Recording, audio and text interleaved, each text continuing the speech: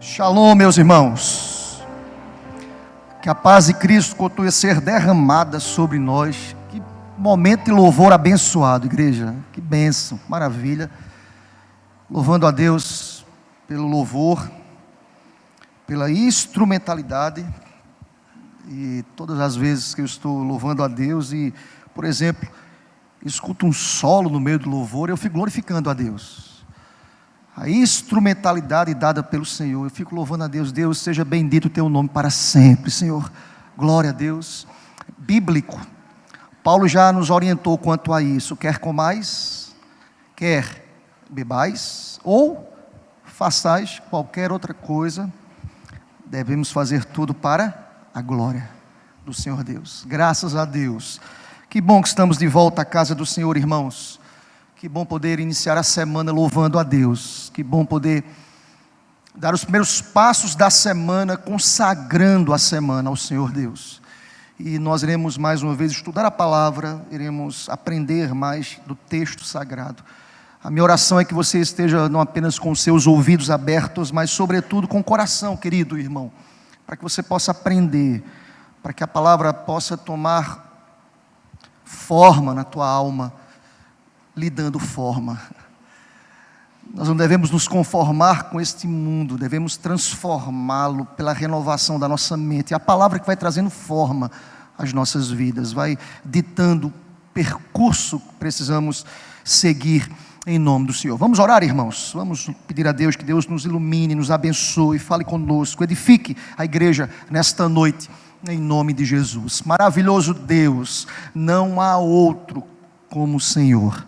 Tu és grande, Tu és poderoso, Tu és digno de adoração, Senhor. E acabamos de louvar o Teu nome, que alegria poder louvar o Teu nome com liberdade, Senhor Deus, Te adorar. Que bom poder estar aqui hoje à noite, prontos a ouvir a Tua palavra, Senhor.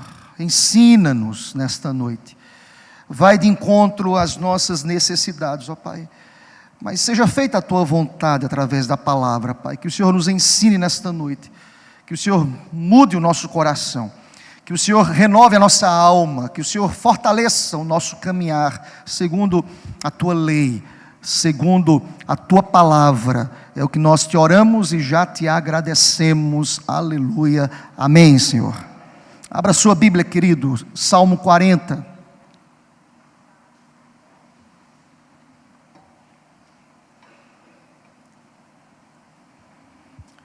Nós estamos estudando os Salmos e nesta noite eu queria olhar com vocês o Salmo 40, versículos 1, 2 e 3, mas antes deixa eu dizer uma coisa para vocês, irmãos. Se tem uma coisa, não sei vocês, mas tem uma coisa que é extremamente desafiador para a gente, é esperar.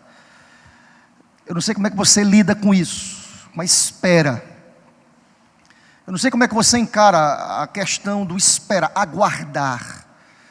Eu não sei se você é uma pessoa paciente, eu não sei se você é uma pessoa, como diz no Nordeste, um nordestino apurado, aperreada. Eu não sei se você é uma pessoa assodada. Eu não sei como é que você encara a questão do esperar. Lembrei de uma frase do escritor chamado Érico Veríssimo. Ele diz assim: como o tempo custa passar quando nós esperamos. É verdade ou não é, gente? Como o tempo custa a passar quando nós esperamos. Parece que o tempo parou. Parece que a realidade do tempo para a gente, quando nós estamos esperando, e aí eu quero aplicar essa ideia a todo tipo de espera. Quem espera outro se arrumar, ou quem espera outro para um compromisso, ou quem chega pontualmente, é britânico, mas o outro não é tão britânico. Como é desafiador para a gente esperar, gente. É extremamente desafiador. É interessante que quando nós pensamos sobre isso, nós pensamos, por exemplo, a outros espectros. Por exemplo, quando a moça está grávida, casal recém-casado está grávida ali, e nada disso eu estou aqui para condenar. Eu passei por isso, irmãos. Nós ficamos na expectativa para saber o sexo. É menino, é menina? Não é verdade? Há uma expectativa que chegue logo ao ultrassom, aquela que habilita e que diz o sexo da criança. Nós ficamos na expectativa e parece que o tempo não passa e você fica, será que é menino, será que é menina? O tempo não passa, gente. Nós temos essa dificuldade com a espera. A criança nasce e quando ela toma algumas atitudes, você fala assim, quando é que ela vai amadurecer? Você muitas vezes não espera o processo normal e habitual da maturação do ser humano, e você como pai fala às vezes, é uma criança, é criança, quando é que vai crescer? Percebe, nós estamos sempre acelerados, nós queremos que o tempo passe rápido, e quando ela cresce, o que é que você fala? Eita, que saudade daquele tempo, que era no meu braço, que não corria. É assim o pai, o menino está no braço, ele quer que o menino comece a andar, e a mãe, né? Não vejo a hora desse menino andar. Quando ele começa a andar e correr, você diz, ai que saudade daquele tempo que eu tinha o meu filho no braço. Os tempos vão passando, a criança cresce, a criança agora sai com os amigos, e você passa o tempo todinho saindo com seu filho, você diz, rapaz, eu não vejo a hora do meu filho crescer e desenvolver, e quando ele vive essa realidade, você sente falta do tempo em que você tinha todo mundo com você, por exemplo, depois do culto.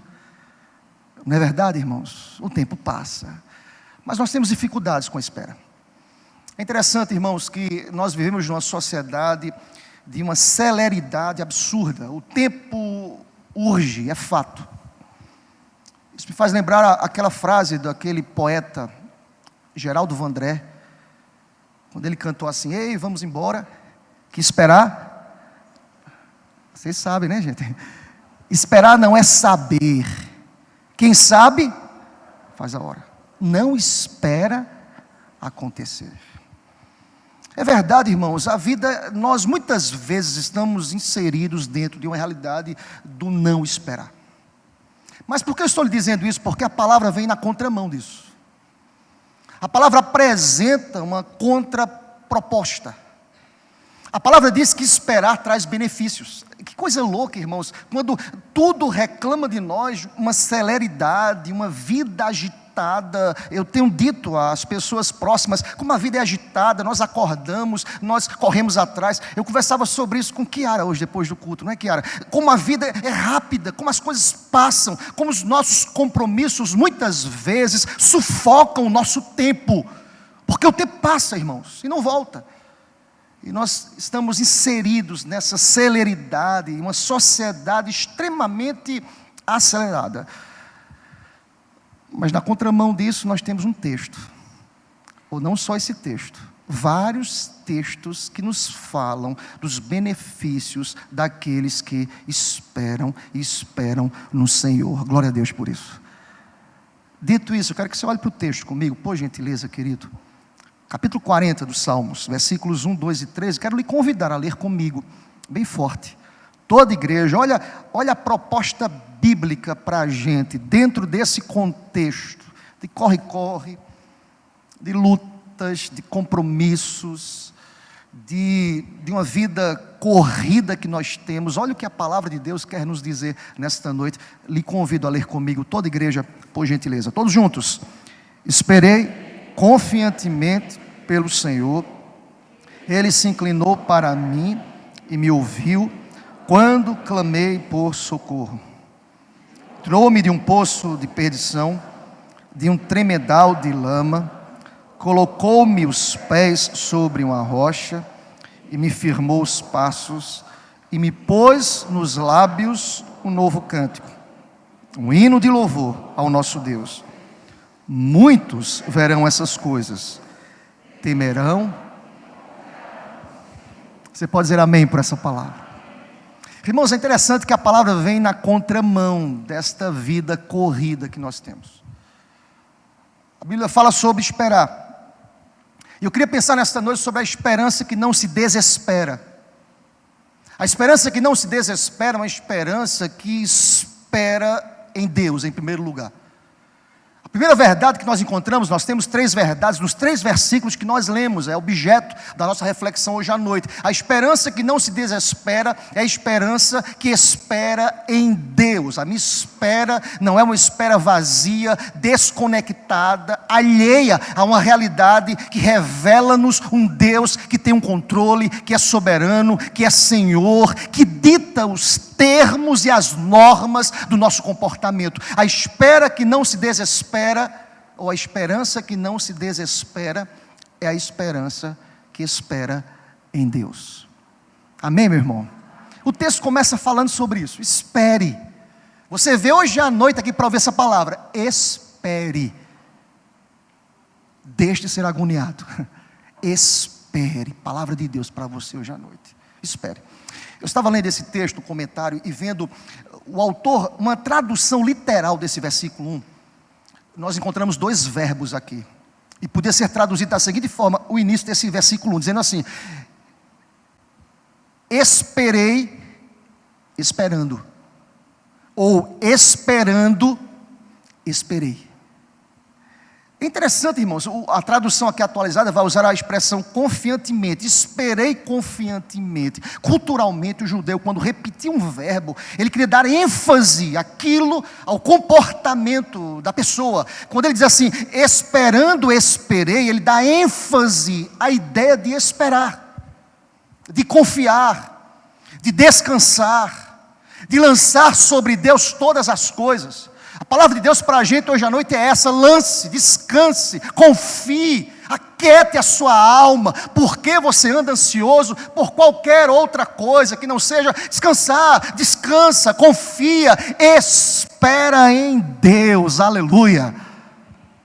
A palavra para a gente aqui é espere, esperando, eu esperei. Por que Davi fala sobre isso, irmãos? Há muitas ideias aqui desse texto. Quem sabe Davi estava tratando sobre uma libertação da presença da morte que o perseguia. E nós entendemos isso, queridos, que Davi nesta passagem, ele, de maneira clara, ele fala que Deus o livrou quando ele clamou. Esse texto revela-nos, irmãos, de que Davi aprendeu a esperar em Deus, a não tomar atitudes assodadas, a não responder por ele mesmo. Esperando, esperei, revela-nos a nossa finitude, irmãos. Nós somos limitados pelo tempo e pelo espaço. Nós agimos e erramos quando agimos por nós mesmos. Mas quando nós aprendemos a esperar, a ouvir a voz de Deus, a dizer: Deus, seja feita a tua vontade, Deus, seja feito o teu querer, nós aprendemos e entendemos constantemente que a vontade de Deus é que precisa ser estabelecida em nossas vidas, aleluia. Uma esperança que não se desespera, uma esperança que espera no Senhor. Olha para o texto. O texto vai dizer: esperando, esperei, ou esperei confiantemente pelo Senhor. Davi condiciona, irmãos. Quem sabe tem muita gente aqui esperando por outros seres humanos. Eu quero lhe convidar nesta noite a esperar em Deus, no Senhor. Percebam que Davi, ele aquieta a sua alma, que ele diz assim: esperei, ou esperando, esperei confiantemente pelo Senhor. É Deus que tem a última palavra, querido. Minha querida irmã, Deus tem a última palavra. Você pode correr, você pode ir para um lado, você pode ir para o outro, você pode viabilizar meios, você pode lutar, você pode acordar cedo, você pode dormir tarde, você pode fazer o que você quiser fazer. Mas eu quero lhe dizer nesta noite que a última palavra vem do Senhor. Espere em Deus, aleluia. Aprenda a esperar. E é interessante, irmãos, que quando Davi fala aqui, irmãos, que ele aprendeu a esperar no Senhor confiantemente, usando até a repetição dos verbos aqui, irmãos. É interessante que há uma ideia aqui no texto que me chama a atenção. É como se a provação, ela precisava se prolongar, para que a sua fé fosse provada, para que ele pudesse suportar a dificuldade, para que Deus pudesse aplicar a sua vida, o seu querer, de maneira completa. Percebem? Quando nós aceleramos, quando nós queremos as coisas para ontem, Deus, perceba, Ele não estabelece a ação completa na tua vida, e aí você sofre com isso, aí você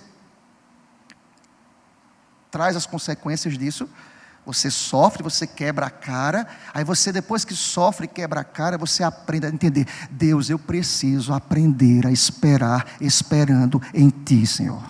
Vocês já fizeram isso? Tomaram atitudes que foram assodadas, apressadas? Alguém fala um negócio e você diz assim: vamos orar, vamos fazer. Eu falo isso com muita própria. Eu tenho know-how para falar sobre isso, irmãos, que eu sou um pouco acelerado, eu sou apressado em algumas coisas. E Deus me ensina, e tem me ensinado a dizer: fique quieto, aprenda a esperar, aprenda a descansar. Às vezes você quer resolver as coisas para ontem, às vezes você quer que as pessoas usem a sua mesma régua, a sua mesma medida. Não é assim, irmãos. Davi aprende com as dificuldades. Entenda, embora Deus tivesse prolongado ou delongasse aqui, irmãos, o seu socorro, não na ótica divina, no tempo dele é certo. Não obstante, o coração de Davi não desfaleceu, nem se cansou de Deus, nem desistiu. Mas depois do tempo estabelecido por Deus, tempo suficiente para demonstração de sua própria paciência, Deus trata o nosso temperamento. Por fim, ele ouve a voz de Deus: Deus me socorreu. Olha para o texto: a esperança que não se desespera e a esperança que espera em Deus. Olha para o texto, diz a palavra: eu esperei, ou esperando esperei confiantemente. Ele se inclinou para mim e me ouviu quando clamei por socorro. Aleluia. Aprenda a esperar, porque Deus tem ouvido o teu clamor. Aleluia. Deus sabe do que nós necessitamos. Nós vivemos numa sociedade, digo eu, desesperada, irmãos, agoniada, apressada. Mas, irmãos, a ação de Deus tem que ter uma ação completa na vida da gente. Davi aprendeu muito aqui. Quando ele diz assim: esperei confiantemente, eu aprendi a esperar em Deus, Deus estava forjando o seu caráter.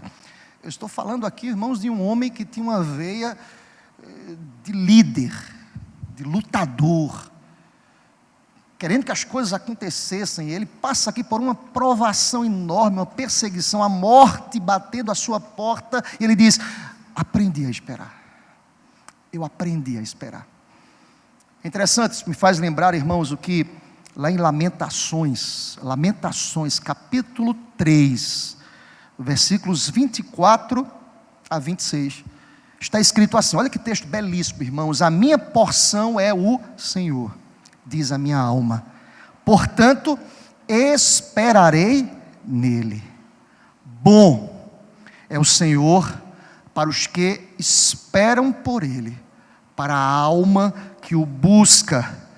Bom é aguardar a salvação do Senhor. E esse complemento final para mim é extremamente revelador. E isso em silêncio. Olha o que Deus quer dizer para você hoje à noite: aquieta a tua alma. Troque a reclamação pela adoração a Deus em nome do Senhor. Aquieta o teu coração. Deus te trouxe aqui para ouvir essa palavra, querido. Quem sabe teu coração está desesperado, você está esperando, e Deus quer nos ensinar. Deus quer mostrar um caminho. Ah, pastor, o tempo está passando, eu preciso de respostas.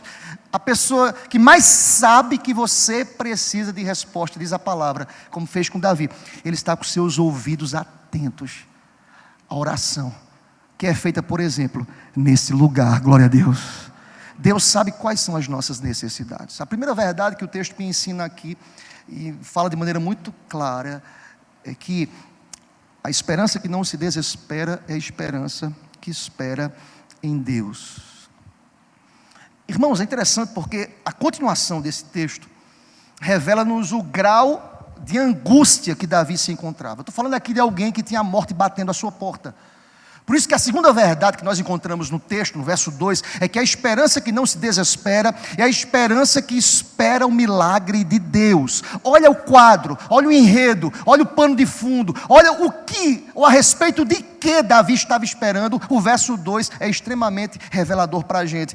A segunda verdade é que a esperança que não se desespera é a esperança que espera o milagre de Deus. É pelo Senhor, é pelos méritos do Senhor, é pelo agir miraculoso de Deus. Diz a palavra, olhem comigo o versículo 2: tirou-me. Olha a ação daquele que é soberano, daquele que é Senhor, daquele que é digno de louvor. Tirou-me. Eu não me desvencilhei sozinho, eu não agi sozinho, não. Deus não nos desampara, aleluia. Eu tenho coisa para lhe dizer também nessa noite. Deus continua sendo o mesmo Deus. Ele é um Deus que opera milagres, aleluia. Tirou-me, diz a palavra, tirou-me de um poço de perdição, de um tremedal de lama, e colocou-me os pés sobre uma rocha, e me firmou os passos, aleluia. A ação aqui é daquele que é Senhor, irmãos. O texto é perfeito aqui. Toda a ação de tirar, de fundamentar, de colocar, de agir, é do Senhor. Qual é a minha atitude como crente? Esperar, orar e confiar, na certeza que Deus está ouvindo. Eu quero que você considere as palavras usadas aqui por Davi. Aqui uma alusão aos abismos profundos, de onde as águas jorram com força violenta. Davi diz: tirou-me de uma cova perigosa. Há um perigo aqui iminente. Tirou-me, agiu soberanamente. Eu iria me precipitar num poço. Tirou-me, ele completa, de um poço de lama. Aqui o mesmo propósito. É também a similitude de um lodo lamacento. Ele aqui notifica dizendo: foi Deus que tirou-me, foi Deus que agiu, foi Deus que soberanamente colocou-me sobre uma rocha. O milagre está aqui, irmãos. Quando nós olhamos para um lado e para o outro e não conseguimos enxergar um palmo à nossa frente, nenhuma resposta, Deus soberanamente coloca-nos sobre um lugar seguro, aleluia. Uma esperança que não se desespera, uma esperança que espera um milagre de Deus. É interessante, irmãos, que Davi, ele aqui é muito preciso quando ele fala: era essa a minha situação. Eu estava como que alguém estivesse num poço, alguém que estava no tremedal de lama. Eu não sei para você, para mim revela uma realidade de instabilidade. Eu não havia segurança para mim, eu não podia tomar nenhuma direção, eu estava como que largado, solto, mas eu aprendi a esperar no Senhor, e esperando no Senhor, eu pude presenciar a ação miraculosa daquele que age poderosamente e soberanamente. Presta atenção que Deus quer lhe dizer nesta noite: Deus continua sendo o mesmo, aleluia. Ele pode operar milagres na causa que você está pensando aqui hoje à noite. Eu não sei, mas Deus sabe, aleluia. Mas irmãos, e quando isso acontece, pastor? Quando eu aprendo a descansar nele, não viver desesperado, não colocar em xeque a minha submissão a Deus. E Davi mostra nesse versículo 2 que o milagre acontece. Ele tira Davi de uma situação de instabilidade. Ele declara: colocou-me os meus pés foram postos sobre uma rocha. Enquanto anteriormente, irmãos, havia sido submerso em água, os meus passos não estavam bem firmados, eram passos escorregadios, vacilantes. Deus me tirou de uma lama, de uma instabilidade terrível, de uma situação angustiante, e firmou, colocar os pés sobre a rocha, e isso já era o bastante para a gente. Mas note que Davi diz no final do versículo 2: firmou os meus passos. Quando eu ando por mim mesmo, os meus passos não são firmes, mas quando Deus, de maneira soberana, miraculosa, poderosa, age, os meus passos estão firmados em Cristo Jesus, que é a rocha eterna, aleluia.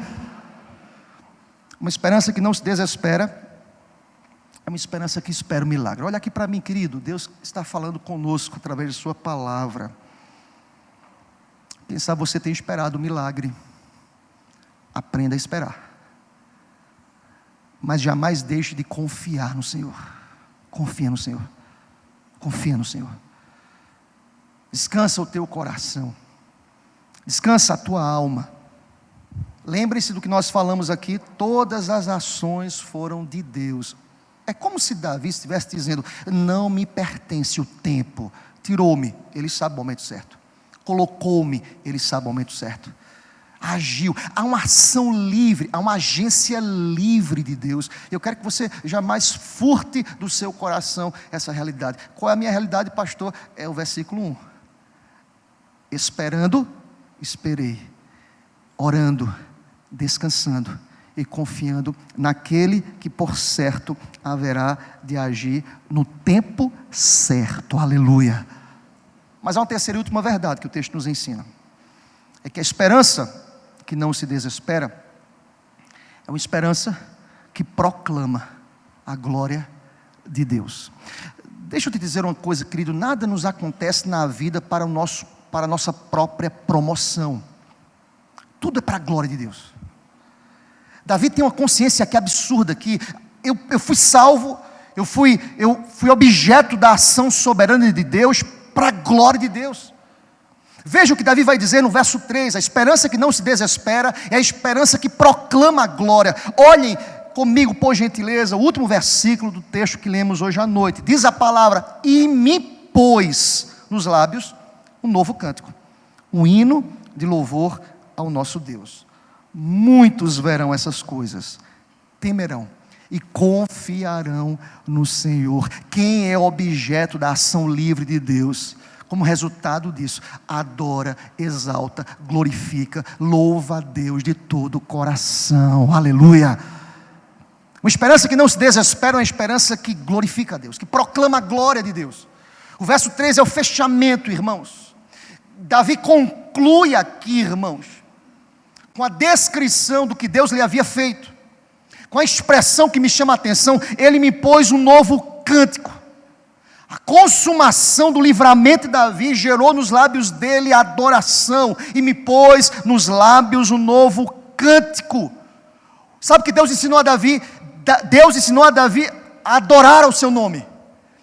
Há um objetivo na provação, querido. Deus quer me ensinar a adorar o seu nome. Deus quer me ensinar a louvar a Ele, seja qual for a situação. É na hora da prova, da privação, da angústia, da perseguição, que a igreja de fato aprende a adorar a Deus em espírito e em verdade. Aleluia. É na hora da prova, querido. E Davi faz isso assim: olha, ele me pôs um novo cântico. Irmãos, eu estou falando de Davi, um homem de Deus. Sabe o que Davi diz? Eu até cantava, mas Deus renovou a minha adoração depois da prova.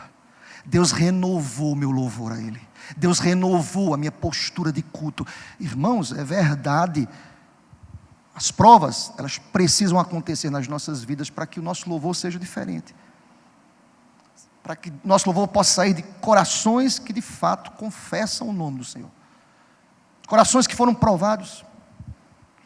Seja qual for a maneira em que Deus se apraz em socorrer-nos, Ele exige nada mais de nós senão que sejamos agradecidos pelo seu socorro. Davi agradece. O novo cântico aqui é gratidão no coração. Aqui uma evidência de que Davi reconhece: se não fosse o Senhor por mim, Deus é que agiu. Deus é que livremente agiu. O agir foi de Deus, para encorajar a vida de Davi, para fortalecer o coração de Davi, para colocar um novo cântico nos lábios de Davi. Ele me pôs firmou os meus passos sobre a rocha, e isso gerou nos meus lábios adoração, louvor. Tudo que Deus fez, faz e fará conosco deve redundar em glória a Deus. Qual é o fim principal do homem, irmãos? O fim principal do homem é glorificar a Deus. Aleluia. Tudo há um propósito de Deus, irmãos. Eu quero que você chame a sua atenção. Há um fim também missiológico nisso. Quando a igreja adora, o mundo é impactado, irmãos. É verdade ou não é? Permitam-me mais uma vez citar o contexto da pandemia. Eu vi muitos vídeos nesse período de pessoas nos hospitais orando, correntes de oração ali. Vocês lembram dessas cenas? Pessoas cantando nos hospitais. Quem trabalha no hospital sabe disso. Na Lisiane sabe muito bem isso. Pessoas cantando, louvando a Deus. Isso gera na cabeça de quem não conhece a Deus um questionamento: o que é que esse povo está adorando o quê? Louvando a quem?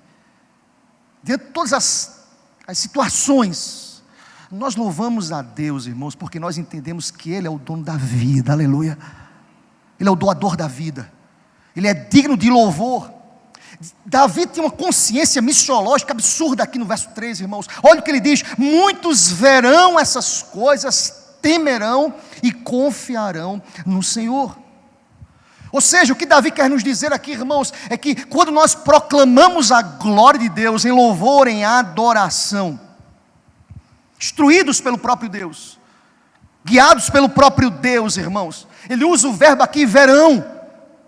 Ele faz uso desse verbo, irmãos, e devemos entender aqui não apenas uma referência aos olhos, mas uma referência à percepção mental. As pessoas percebem o agir de Deus. Deus está aí nesse negócio, Deus agiu miraculosamente. Há um agir que eu não sei explicar o que seja, ou como aconteceu, mas há uma força que poderosamente agiu no meio desse povo, de pessoas que já visitei, com câncer terminal, em que o médico disse: olha, você tem poucos meses de vida, e que hoje estão em pé, louvando e adorando a Deus. Sabe quem faz isso? Um Deus que é um Deus de milagres, aleluia.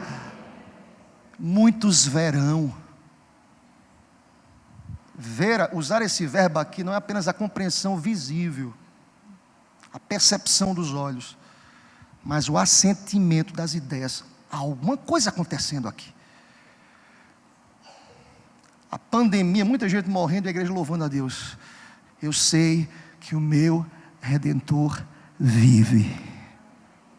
Eu sei que o meu Redentor vive. Mas tem crente morrendo, pastor. Eu sei que o meu Redentor vive. Aquele que crê em mim, ainda que morra, viverá eternamente. Aleluia. As pessoas não entendem isso. Verão. Irão entender, tem alguma coisa acontecendo. Davi quis proclamar uma ideia missiológica aqui. Muitos verão. Se eu estou adorando, apontando, voltando para a fonte, muitos verão essas coisas, temerão e confiarão no Senhor. Temor, os termos aqui, temor e esperança ou confiança. À primeira vista, parecem aqui que não tem harmonia nesses termos, mas é uma harmonia perfeita aqui, irmãos. Quem olha para o que aconteceu com Davi, vai temer, no sentido de submissão. Está imbuído aqui o temor, a reverência a um Deus que age, a um Deus que exerce juízo, mas é um Deus também de misericórdia. Um Deus que agiu, um Deus que pesa a mão, mas é um Deus misericordioso. Lembrem-se do tempo dos juízes. Todas as vezes que eles estavam próximos à lei, à palavra, Deus derramava misericórdia sobre eles. Todas as vezes que eles se afastavam da palavra, da lei, juízo sobre eles. É assim que acontece conosco. Há muitas pessoas que estão com o peso da mão do Senhor e falam: Deus, eu não sei o que está acontecendo. Deus tem um propósito, irmão. Deus quer renovar o teu coração. Deus quer animar a tua alma. Deus quer agir miraculosamente na tua mente, no teu coração. E eu creio que o Deus que agiu na vida de Davi está aqui neste lugar, nesta noite. Aleluia. Habita no meio do seu povo. Está aqui, obrigado. Nós nem merecemos, Senhor. Seja bendito o teu nome para sempre. E é dessa forma que Davi conclui o seu último versículo aqui, o versículo 3. Muitos temerão e confiarão em Deus. O que é que Davi quer nos dizer aqui, irmãos? Aí você precisa ler e fazer um paralelo para o contexto aqui. Lembre-se, Davi estava sendo perseguido. Há quem defenda aqui que esse Salmo 40 é uma expressão de louvor a Deus pelo livramento que Davi teve dos seus inimigos. Mas Davi termina dizendo, o verso 3, isso vai inspirar nos homens gerar no coração dos homens o temor ao Deus que tem o controle de todas as coisas. O livramento foi de Deus, a glória é de Deus. Eu quero dizer isso ao teu coração hoje à noite, querido. Quando Davi fala, muitos temerão e confiarão no Senhor.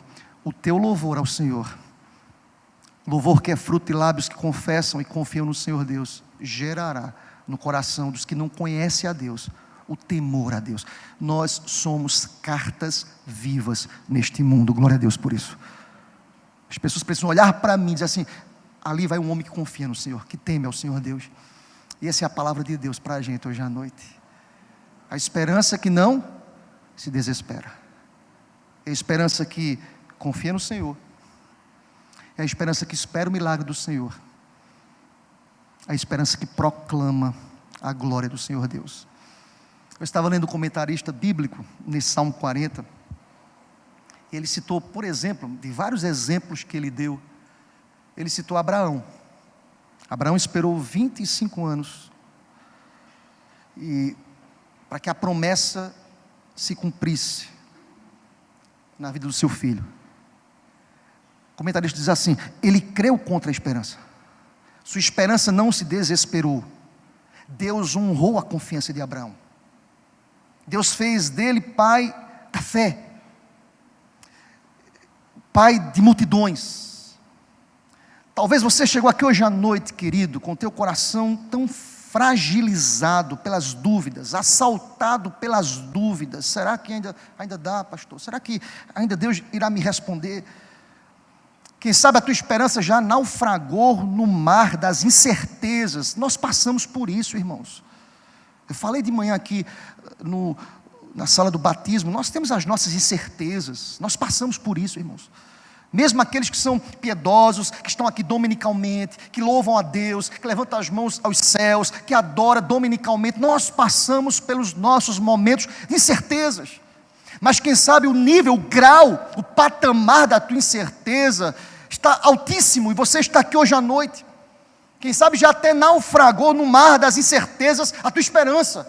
Mas eu estou aqui hoje à noite, levantado por Deus, para ser boca de Deus na tua vida, para lhe dizer que a esperança que não se desespera, é a esperança que descansa e confia no Deus que opera milagres, aleluia. E Ele é o mesmo. E Ele continua respondendo, soberanamente, as nossas vidas, seja Deus louvado e exaltado para sempre. E muitos verão. Quem sabe esse muitos verão, contextualizando para a tua realidade, é alguém da tua família que não mais acredita.